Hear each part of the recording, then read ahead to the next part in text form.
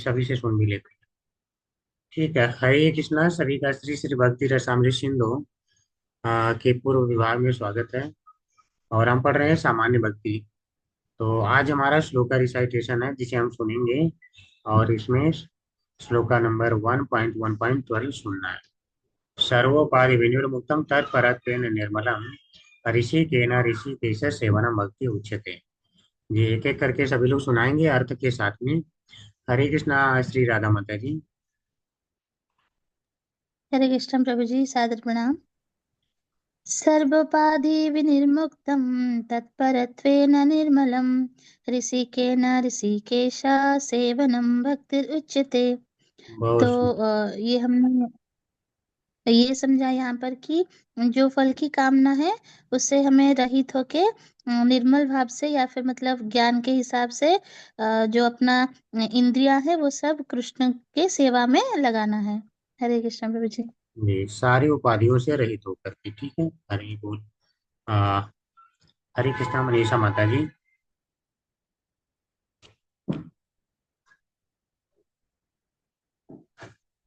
हरे कृष्णा मनीषा माता जी।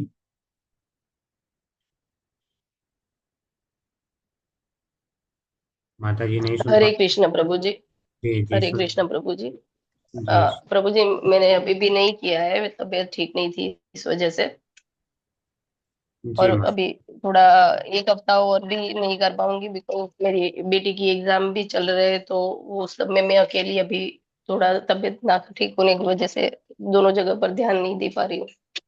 नहीं नहीं, एग्जाम चल रहा है, कोई दिक्कत नहीं है, वो चलने दीजिए, उससे कोई मतलब नहीं है। ठीक है, लेकिन आपकी तबीयत नहीं ठीक है इससे हमको मतलब है। आप अपनी तबीयत का ध्यान रखिए ताकि आप जो है याद कर सकें। क्योंकि अगर एक श्लोक नहीं प्रॉब्लम याद। ये भी है कि प्रभु जी, मुझे एक तो अभी एटमोसफियर चेंज हुआ, उस वजह से थोड़ा सर्दी खांसी की वजह से चक्कर भी ऐसे आते हैं। ये बट कोई बात इसकी दवाइयाँ अगर, नहीं कैसा है कि साइनस है ना मुझे, तो इसकी दवाइयाँ अगर मैं लूंगी ना तो मुझे और ज्यादा मतलब डबल दवाइयाँ खानी पड़ेगी, इसलिए मैं डॉक्टरों के पास नहीं जाती हूँ। ये एटमोसफियर जो चेंज होता है ना, उसकी वजह से नहीं जाती हूँ उसका दवाई लेने। नहीं। जैसे भी है, अपना ध्यान रखिए और याद करिए। बाकी आगे बढ़ते हैं। हरे कृष्णा सीमा माता जी। हरे कृष्ण प्रभु जी। श्लोक है 1.1.12। सर्वोपाधि विनिर्मुक्तम तत्पर्त्वेन निर्मलम ऋषिकेन ऋषिकेश सेवनम भक्ति रुच्यते। अर्थात यहाँ पे एक शुद्ध भक्त का वर्णन किया गया है, भक्ति का वर्णन है जिसमें अन्य इच्छाओं से मुक्त होकर केवल कृष्ण की प्रसन्नता के लिए इंद्रियों द्वारा की जाने वाली सेवा को ही सर्वोत्तम माना गया है। ये इसी सभी को लोग निस्वार्थ और शुद्ध भक्ति कहते अन्य हैं। इच्छाओं क्यों कर रहे हैं सभी लोग, जब सारी उपाधियों से मुक्त होके है। सर्वोपाधि विनिर्मुक्तम यानी सारी उपाधियों से मुक्त होके करना है। सारी, हाँ, सारी इच्छाओं से है ना, सारी उपाधियों, सारी इच्छाओं से, यानी इच्छाओं इसमें नहीं कहा सभी आ गया जाएगा। माता भौतिक जी, सारी उपाधियों से मुक्त होकर के ये कहा उपाधि यानी गया है। भौतिक पहचान जो होती है ना माता जी, प्रभु जी, जी भौतिक जी पहचान जो है सारी उपाधि। जी। जी जी। आगे बढ़। अमीर गरीब, हाँ जी हाँ, प्रभु जी। हरे कृष्णा सुधा माता जी।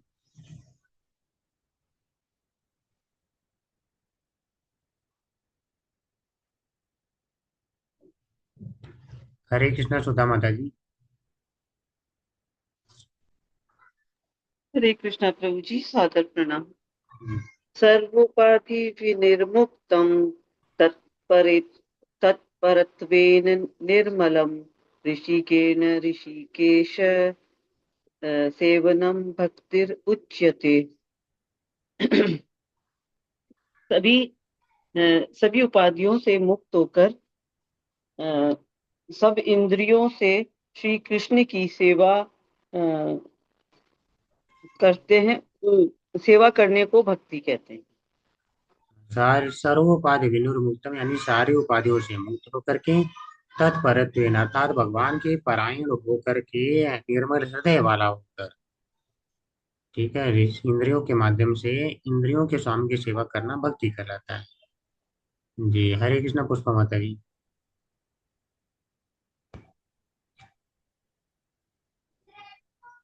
हरे कृष्णा प्रभु जी, सत प्रणाम। सर्वोपाधि विनिर्मुक्तं तत्परत्वेन निर्मलं ऋषिकेन ऋषिकेश सेवनम भक्तिरुच्यते। इसमें बोल रहे हैं कि सभी उपाधियों से मुक्त होकर भगवान के परायण होकर हृदय को निर्मल मन वाला बनाना है। निर्मल बनाकर भगवान ऋषिकेश मतलब सारी इंद्रियों से भगवान ऋषिकेश की सेवा में जो सेवा में उन्मुक्त रहते हैं वही उसकी भक्ति वही भक्ति कहलाती है। परम या सबसे अच्छी भक्ति वही इन- कहलाती है। इंद्रियों के माध्यम से इंद्रियों के स्वामी की सेवा करना ही भक्ति कहलाता है। ठीक है, जी। यह शुद्ध भक्ति है। हरे कृष्ण परमानंद प्रभु जी।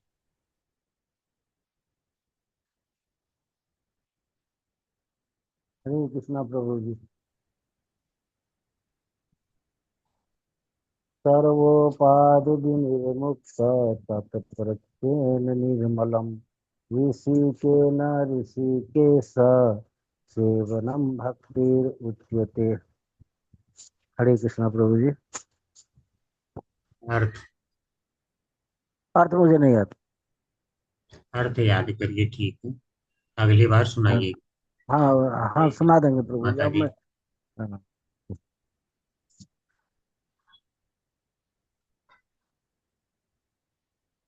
हरे कृष्णा खुशी माता जी। हरे कृष्ण प्रभु जी, नहीं हो पाया इस बार याद। नहीं हो पाया। ठीक है, हरे कृष्णा रीता माता जी। हरे कृष्ण प्रभु जी। सर्वोपाधि विनिर्मुक्तं तत्परत्वेन निर्मलं ऋषिकेन ऋषिकेश सेवनम भक्तिर उच्यते। अर्थात समस्त उपाधियों से रहित भगवत परायण होकर यानी भगवान के परायण होकर इंद्रियों के द्वारा इंद्रियों के स्वामी इंद्रियों के स्वामी को इंद्रियों के स्वामी का निर्मल भाव से भक्ति ही भक्ति को ही निर्मल भाव से। आप याद नहीं किए, आप याद नहीं की हैं।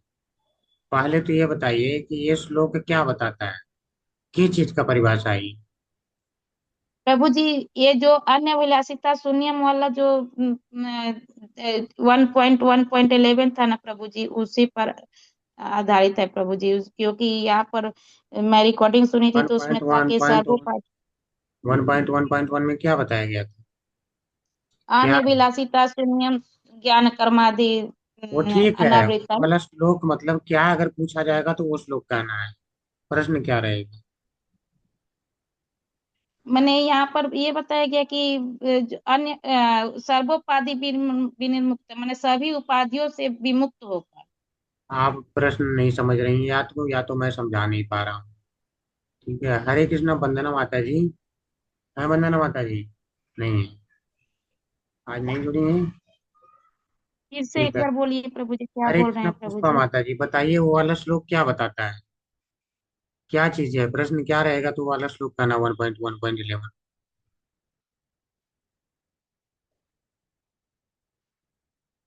हरे कृष्ण प्रभु जी, एक बार मैं बोलूं कि मैंने उत्तम भक्ति क्या है, यही ना प्रभु जी। हाँ, तो अब वही आप आ गई, वही जो है जो मैं पूछना चाहता है, यानी भक्ति की परिभाषा बताता है, भक्ति क्या है या उत्तम भक्ति जी क्या है। जी जी प्रभु जी। तो सर्वोपाधि विनिर्मुक्तम वाला ये क्या बताता है? ये भी भक्ति ही बतलाता हाँ, है ये भी प्रभु जी। बताता है कि भक्ति क्या है। तो भक्ति जी क्या है प्रभु। ये बताना है। आप पता नहीं क्या कहाँ घुमा रही है, घुमाइए मत माता जी। देखिए ना, आप लोग अगर मैं बताऊं 2-4 बार भी याद करते तो याद हो जाता। बात तो यह है कि दिन भर माया में घूम रहे हैं, वही कहूंगा तो खराब लगेगा, तब नहीं याद हो नहीं रहा प्रभु जी, याद प्रभु जी श्लोक याद है प्रभु जी, भूलिएगा तो मैं वीडियो ऑन करके भी सुना दूंगी प्रभु जी। है। तो ठीक है, उसका अर्थ बताइए श्लोक। सर्वोपाधि विनिर्मुक्त माने सभी उपाधियों से रहित तत्प्रत्वेन निर्मलम भक्ति परायण होकर निर्मल भाव से भक्ति परायण होकर भगवान के परायण होकर। फिर है ऋषि के न। तो ऋषि के न माने सारी इंद्रियों से रहित और ऋषि के स माने ऋषि इंद्रियों से रहित है, कि इंद्रियों के द्वारा। सारी इंद्रियों के द्वारा ऋषि मन इंद्रियों के स्वामी, स्वामी का भक्ति करना ही सेवन सेवन यानी सेवा करना ही। सेवन ही उच्च भक्ति है प्रभु जी। सेवन है यानी सेवनम यानी सेवा करना ही भक्ति उच्चते भक्ति कहलाता है। ठीक है, ये है। इंद्रियों के माध्यम से इंद्रियों के स्वामी की सेवा करना ही भक्ति कहलाता है। इतना ही है। इंद्रियों के द्वारा इंद्रियों के स्वामी का सेवा करना ही भक्ति कहलाता हाँ, सेवनम यानी सेवा। हरे कृष्णा नारायणी माता की। हरे कृष्ण प्रभु जी। सर्वोपाधि विनिर्मुक्त तत्व प्रत्वेन निर्मलम ऋषिकेन ऋषिकेश सेवनम भक्तिर उत्तमा। भक्ति उत्तमा इसमें परिभाषा आप भक्तिर उच्यते, तो आप भक्तिर परिभाषा उच्यते, उसमें पहला वाला में था भक्तिर उत्तमा, वही चीज इसमें आ गया जी भक्तिर उच्यते। कि सभी उपाधि से हम विमुक्त जब हो जाते हैं, मान सम्मान जो भौतिक संसार का है, और उससे जब मेरा मन निर्मल हो जाता है सबको त्याग करके, तब सभी इंद्रियों को कंट्रोल कर लेते हैं। और उसके बाद जो ऋषिकेश है, जो भगवान है, उनका में सेवा में सब समय हम लग जाते हैं। यही भक्ति ही सबसे ऊंचा भक्ति है। यही भक्ति कहलाता है।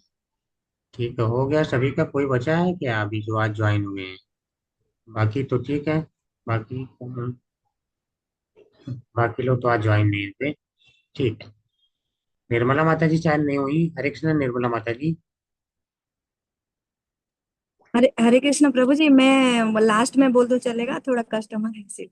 हाँ ठीक है, ठीक है जी। चलिए ठीक है। तो अभी जो है,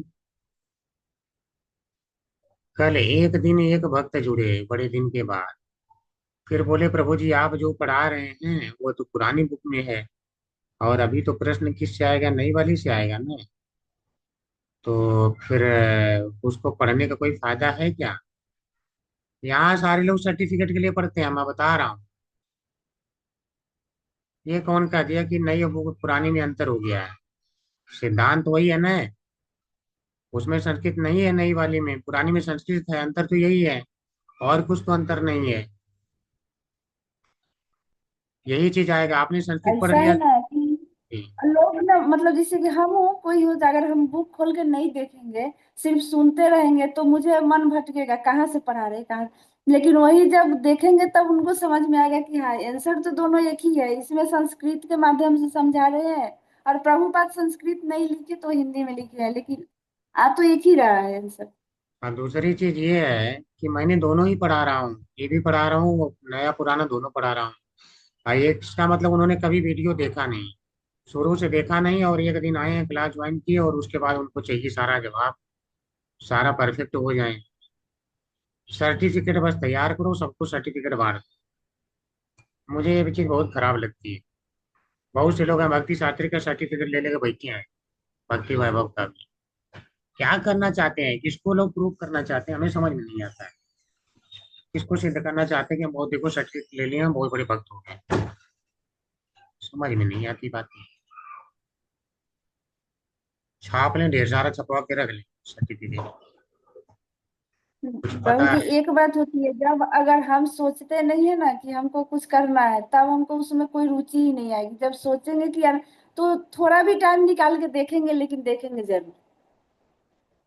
तो हम देखिए क्योंकि कल अगर किसी के सामने मतलब सवाल का जवाब देना है, तो उस टाइम क्या होता है, जब हम नहीं जानते हैं तो मन में आता है कि, तो फिर दूसरा बार लगता है ना कि इसको हम अच्छा से करें कि किसी अगला को जवाब दे सके।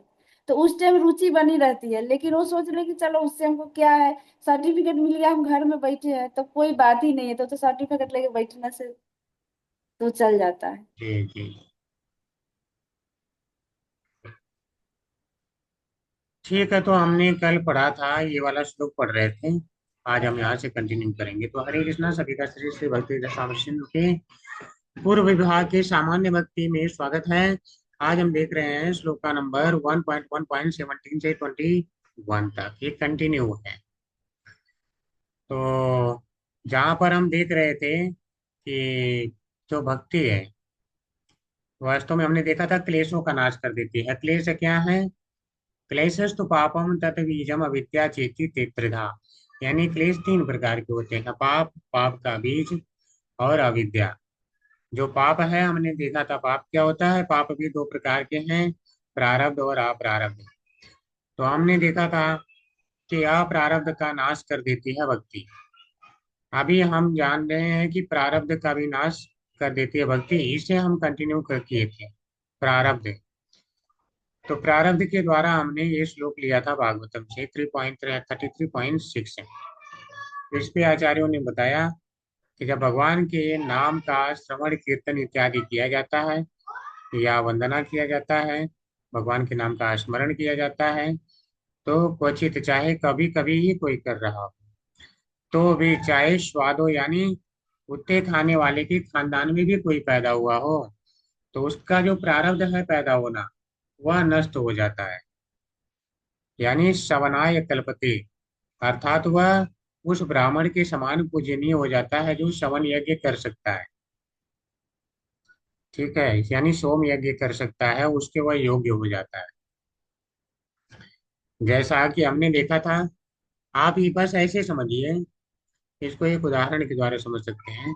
जैसे एक बच्चा है, वो ब्राह्मण के खानदान में पैदा हो गया, कुल में पैदा हो गया, तो अब क्या कहलाएगा?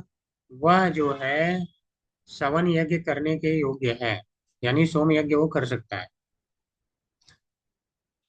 लेकिन इसका क्या दोष है कि कुत्ते खाने वाले के घर में पैदा हो गया। ऐसा नहीं कि कुत्ता खा रहा है, भक्त है तो कुत्ता तो नहीं खाएगा, बस पैदा हो गया, इसलिए उसका ये दोष हो गया कि वो नहीं जो है कर सकता है, ये सब यज्ञ नहीं करवा सकता है। लेकिन जैसे ही भक्ति उसने शुरू किया, उसका जो है सारा का सारा प्रारब्ध भी नष्ट हो गया, प्रारब्ध नष्ट हो गया सारा। समझ रहे हैं? यानी कि अब वह योग्य बन गया है, वह यानी उस बालक के समान हो गया जो ब्राह्मण के घर में पैदा होते ही योग्य हो गया। अब यह इसका थोड़ा टाइम लग गया, बचपन में कभी भक्ति किया नहीं, मान लीजिए वृद्ध होते होते इसे ज्ञान मिला और यह भक्ति करना शुरू किया, तो अब इसका समय तो सारा गुजर चुका है पहले का। लेकिन जब भी भक्ति किया, अब उस बालक के समान ये भी योग्य हो गया है। तो बालक जो है ब्राह्मण की कुल में पैदा होने से योग्य तो है, करवा सकता है यज्ञ, लेकिन क्या उससे हम करवाते हैं? यदि प्रश्न ये हो तो हम कहेंगे हम नहीं करवाते।